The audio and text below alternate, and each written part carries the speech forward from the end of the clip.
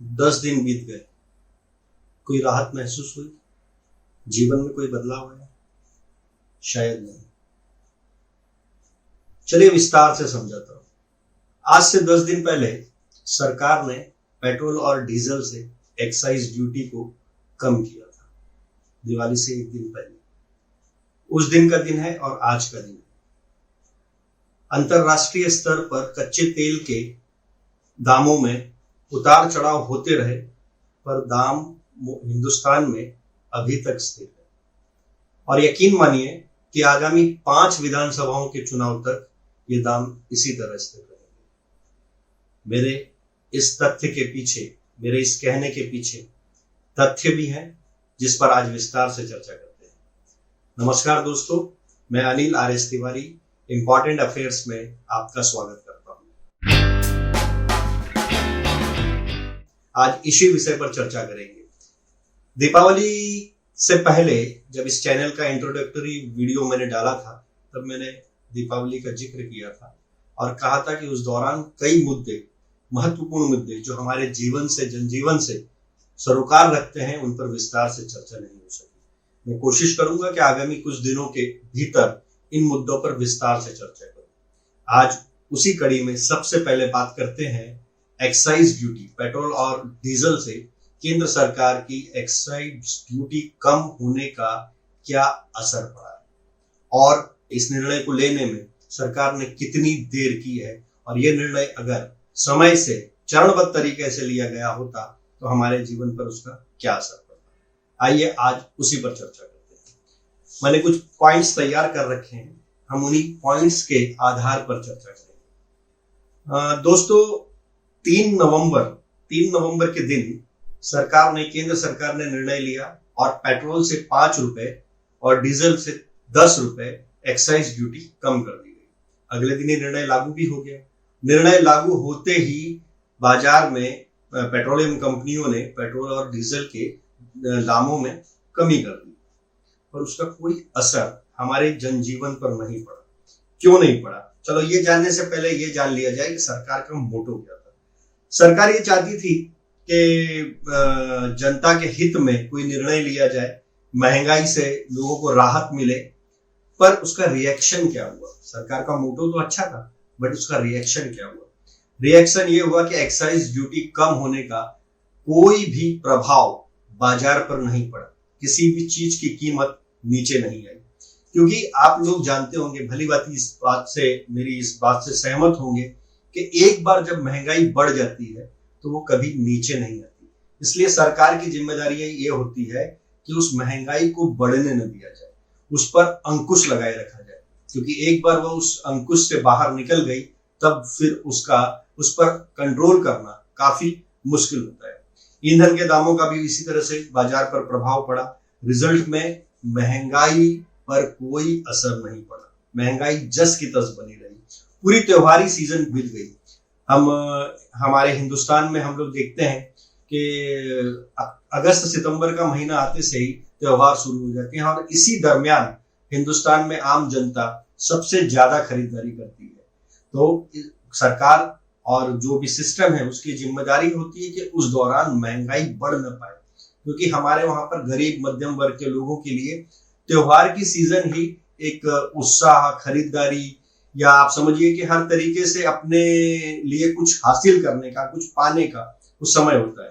पूरी त्योहारी सीजन भी बीत गई, पर उसका सरकार ने कोई भी ऐसा निर्णय नहीं लिया जिससे वो महंगाई पर काबू पा सके, खास तौर पर पेट्रोल और डीजल जिसका महंगाई से सीधा सरोकार है, उस पर अंकुश लगा सके। लेकिन फिर अचानक 3 नवंबर को ऐसा क्या हुआ कि सरकार ने रातों रात एक निर्णय ले लिया और अगले दिन से 5 और 10 रुपए डीजल और पेट्रोल के दाम में कमी आ गई। तो उसका कारण है कि 30 अक्टूबर को नतीजे घोषित हुए, उपचुनाव के नतीजे घोषित हुए थे। 3 लोकसभाओं और 29 विधानसभाओं के नतीजे घोषित हुए, जिसमें सत्ताधारी भारतीय जनता पार्टी को मात्र 1 लोकसभा और 7 विधानसभाओं में जीत हासिल हुई। मन परिवर्तन की दास्तान शायद यहीं से शुरू हुई। ऐसा होगा यह उम्मीद केंद्र के नीतिकारों को भी शायद नहीं रही होगी। एक प्रयोग किया था, जो प्रयोग फेल हो गया। प्रोपेगेंडा मशीनरी पर असलियत के मुद्दे हावी। फैक्ट चेक करते हैं कि आखिर जो आज दावे किए जा रहे हैं कि पेट्रोल और डीजल पर एक्साइज ड्यूटी कम करने से केंद्र सरकार को 60,000 करोड़ रुपए के राजस्व की हानि होगी, बावजूद उसके केंद्र सरकार ने यह फैसला जनहित में लिया है। तो इस जो हानि, राजस्व हानि की बात है, इसी पर जरा सी चर्चा करने। उत्पाद शुल्क यानी एक्साइज ड्यूटी से अप्रैल सितंबर में ही केंद्र सरकार को 1,71,000 करोड़ रुपए का राजस्व मुनाफा हुआ था। यह मुनाफा कितना था? 2020 की समान अवधि के मुकाबले 33% ज्यादा और 19-20 की पहली छिमाही के मुकाबले 79% अधिक। 2020-21 में केंद्र सरकार को पेट्रोल डीजल पर उत्पाद शुल्क से 3,80,000 करोड़ रुपया आया था।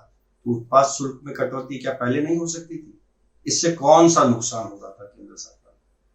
देखिए, खुद वित्त मंत्रालय ने अनुमान लगाया है कि चालू वित्त वर्ष में राजकोषीय घाटा बजट अनुमान के मुताबिक जीडीपी का 6.8% रहेगा। वित्त मंत्रालय के अनुसार केंद्र सरकार की राजस्व वसूली बजट अनुमान से काफी अधिक है। इससे राजकोषीय घाटे में बढ़ोतरी की आशंका नहीं। तो फिर कटौती पहले क्यों नहीं हुई? पहले सरकार ये मानकर चल रही थी, केंद्र सरकार ये मान के चल रही थी कि महंगाई बढ़ने का कोई भी असर चुनाव पर नहीं होगा। जब उपचुनाव में उन्हें नजर आया कि महंगाई का असर हो रहा है, तो अब आनन फानन में एक्साइज ड्यूटी भी कम की गई और रेट्स को कंट्रोल किया जा रहा है। वित्त मंत्रालय ने और क्या कहा है ये भी समझ लीजिए, फिर चर्चा में आगे बढ़ेंगे। बीपीसीएल और एलआईसी के विनिवेश से भी सरकार को अच्छी खासी रकम मिलने का अनुमान है। अनुमान के मुताबिक पेट्रोल डीजल के साथ खाद्य तेल के आयात शुल्क में कटौती से भी सरकार की राजस्व वसूली में मात्र 20,000 करोड़ रुपए की कमी आएगी। तो जब ये 20,000 करोड़ रुपए की कमी आएगी तो 60,000 करोड़ का आंकड़ा कहां से आया? तथ्य बताते हैं कि पहले तो केंद्र सरकार ने जनता के हित में यह फैसला लिया ही नहीं है। यदि ऐसा होता तो सरकार ये काफी पहले कर चुकी होती, संभव तो उसी दिन जिस दिन से तेल के दाम बढ़ना शुरू हुए थे। देखिए, ऐसा है कि केंद्र सरकार का काम क्या है? केंद्र सरकार का काम है कि वो जनहित में फैसले ले। यदि पिछले 3-4 महीने या बल्कि उससे ज्यादा कहें तो औसतन हर 3 से 6 दिन के बीच में पेट्रोल और डीजल की कीमतों में 1 रुपए की वृद्धि हो रही थी। केंद्र सरकार अगर चाहती और केंद्र सरकार अगर यह करती कि हर 15 दिन में एक्साइज ड्यूटी में उसी तरह से कटौती करती जिस तरह से जिस समय 2014 के बाद कच्चा तेल जब सस्ता हो रहा था तो चरणबद्ध तरीके से एक्साइज ड्यूटी बढ़ाई जा रही थी। अगर उसी तरीके से एक्साइज ड्यूटी को समय रहते हुए चरणबद्ध तरीके से कम किया गया होता तो महंगाई पर अंकुश लग सकता था और त्योहारी सीजन, ये जो त्योहार की पूरी सीजन बीती है जिसमें लोग सबसे ज्यादा खरीदारी करते हैं, उस सीजन में लोगों के लिए एक रास्ता खुला रहता ताकि वो भी अपने परिवार के लिए कुछ खुशियां खरीद सके। पर ऐसा हुआ नहीं। क्या हुआ? एक चीज और आपको बहुत मुद्दे की चीज है वो बताना जरूरी है। अक्टूबर 2021 पिछले महीने में एक खबर आई थी कि केंद्र सरकार ने एक निजी कंपनी को 3 लाख टन कच्चा तेल बेच दिया है। ये वो तेल था जो 2020 के दौरान जिस समय $19 प्रति बैरल की दर चल रही थी अंतरराष्ट्रीय स्तर पे क्रूड ऑयल की, अब केंद्र सरकार ने इसका भंडारण किया था। यहां आप समझ लीजिए केंद्र सरकार के पास कुल 53.3 लाख टन कच्चा तेल रखने की, भंडारण करने की क्षमता है। इसमें से 3 लाख टन जिस कंपनी को बेचा गया है उसके साथ 7.5 लाख टन कच्चे तेल का बाजार मूल्य से सौदा हुआ है। मतलब केंद्र सरकार एक तरफ जो सस्ता तेल जो केंद्र सरकार ने खरीदा था $19 के भाव से, उसे बाजार मूल्य से $80 से $85 प्रति बैरल के दाम पर देश की ही कंपनियों को बेचकर मुनाफा कमा रही है। दूसरी ओर केंद्र सरकार ने पिछले साल कर दरों को रिकॉर्ड स्तर पर ले जाकर पेट्रोल पर एक्साइज ड्यूटी 19.98 रुपए से बढ़ाकर 32.9 रुपए तक कर दी थी। इसी तरह डीजल की ड्यूटी बढ़ाकर 31.80 रुपए तक कर दी गई थी। मतलब आप समझ लीजिए तकरीबन 2 गुनी एक्साइज ड्यूटी हो चुकी थी। केंद्र सरकार ने जिस समय कच्चा तेल बहुत सस्ता आ रहा था, उस समय चरणबद्ध तरीके से एक्साइज ड्यूटी को बढ़ाया था। यह मुद्दा यही है कि जब केंद्र सरकार सस्ते में तेल खरीद रही थी, तब उसे सस्ते में तेल खरीदकर एक्साइज ड्यूटी से उसकी जो रेट का जो बफर जोन था उसको एडजस्ट कर रही थी और बाजार में तेल उसी मूल्य पर मिल रहा था। तो जब केंद्र सरकार ने अंतरराष्ट्रीय स्तर से तेल महंगे में आने लगा, तब सरकार ने चरणबद्ध तरीके से इसे कम क्यों नहीं किया। अब आप समझ लीजिए कि ये त्योहारी सीजन जो शुरू हुई थी अगस्त सितंबर से, उस दरमियान औसतन हर 3 से 6 दिन के बीच में पेट्रोल और डीजल पर प्रति लीटर 1 रुपए की दर से कीमत उसकी बढ़ रही थी। तो अगर केंद्र सरकार उसी दौरान से हर 15 दिन में इनकी दर पर एक्साइज ड्यूटी पर में 1 रुपए की 1.5 रुपए की छूट देती रहती, तो दिवाली तक इस महंगाई को, पेट्रोल की और डीजल की कीमत को काफी हद तक कंट्रोल किया जा सकता था। और ऐसे में इंडस्ट्री, उद्योग कुछ नुकसान उठा लेता और कुछ जो था ये केंद्र सरकार अपनी एक्साइज ड्यूटी कम करके कंपनसेट कर सकती थी। तो मुद्दा यही महत्वपूर्ण था कि केंद्र सरकार ने चरणबद्ध तरीके से एक्साइज ड्यूटी कम क्यों नहीं की और उसकी आंख आखिर कब खुली, जब उपचुनाव के नतीजे उसके हक में नहीं आए। एक मुद्दा और भी है जो काफी महत्वपूर्ण है, वो यहां समझ लेना जरूरी है। सीएजी की रिपोर्ट के अनुसार 2018-19 में कुल एक्साइज जो ड्यूटी का संग्रह हुआ था वो 2.3 लाख करोड़ रुपए हुआ था। केंद्र के खाते में ये पैसा आया था। यहाँ आप जान लीजिए कि जीएसटी लागू होने के बाद से सिर्फ पेट्रोल, डीजल और एविएशन फ्यूल और आपका सीएनजी पर उत्पाद शुल्क लगता है। अन्य उत्पाद जो है वो जीएसटी के दायरे में आते हैं।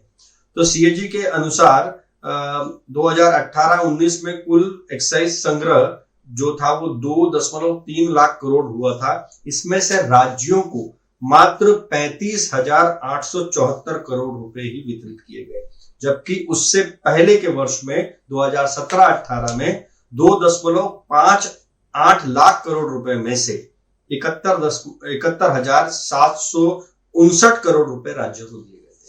जब राज्यों को इतना कम हिस्सा मिल रहा है, ऐसे में राज्यों से इस जो भार है उसमें सहकार्य की उम्मीद कैसे की जा सकती है। एक तो राज्यों के पास आमदनी के सीमित साधन होते हैं, उस पर उनके खर्च केंद्र की तुलना में अपेक्षाकृत काफी अधिक होते हैं। तो ये कुल मिलाकर मुद्दा था। यहाँ पर गलतियां कहाँ हुई, जैसे कि मैंने आपको बताया कि अगर केंद्र सरकार किस्तों में एक्साइज ड्यूटी को कम करती तो आज महंगाई जिस स्तर पर पहुंच गई है उस स्तर पर नहीं पहुंची होती। और राज्यों से अपेक्षाएं रखना काफी गलत है। रिस्पॉन्सिबिलिटी अल्टीमेटली केंद्र सरकार की होती है और इस बात पर जो मोहर है वो भारतीय रिजर्व बैंक के गवर्नर शशिकांत दास जी ने भी ये कहकर लगा दी है कि खाद्य महंगाई अब काबू में है, लेकिन कोर महंगाई में बढ़ोतरी जारी है। इसका अर्थ केंद्र सरकार कहीं ना कहीं इस मुद्दे को टैकल कर पाने में, इसको संभाल पाने में, महंगाई के मुद्दे को संभाल पाने में नाकामयाब रही है।